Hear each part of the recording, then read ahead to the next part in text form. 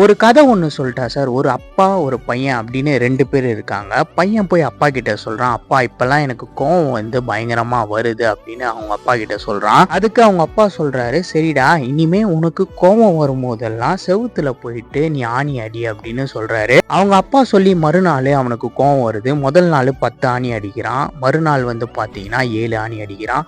அதுக்கப்புறம் 5, 4 அப்படின்னு படிப்படியா ஆணி அடிக்கிறது குறையுது. கடைசியா பாத்தீங்கன்னா ஒரு ஆணி அடிக்கிறான். அதுக்கப்புறம் அவங்க அப்பா கிட்ட போய் சொல்றான், அப்பா இனிமேட்டு எனக்கு கோவம்லாம் வராது, நீங்க சொன்ன மாதிரி நான் பண்ணிட்டேன் அப்படின்னு சொல்றான். இது வரைக்கும் பாத்தீங்கன்னா அவன் மொத்தம் 45 ஆணி வந்து செவுத்துல அடிச்சிருக்கான்.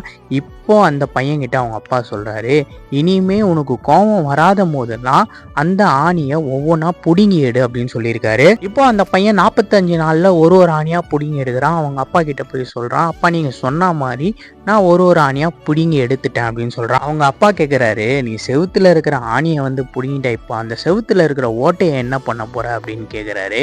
இதே மாதிரி தான் நீ கோவப்படும் போதெல்லாம் நீ மற்றவங்களையும் காயப்படுத்துற அப்படின்றத தெரிஞ்சுக்கோ அப்படின்னு அந்த பையன்கிட்ட சொல்றாரு. இதுல இருந்து நாம தெரிஞ்சுக்க வேண்டியது என்ன அப்படின்னா, நம்மளுடைய கோவம் நம்மளை மட்டும் இல்லை நம்ம சுத்தி இருக்கவங்களையும் காயப்படுத்தும் அப்படின்றத நம்ம தெரிஞ்சுக்கணும்.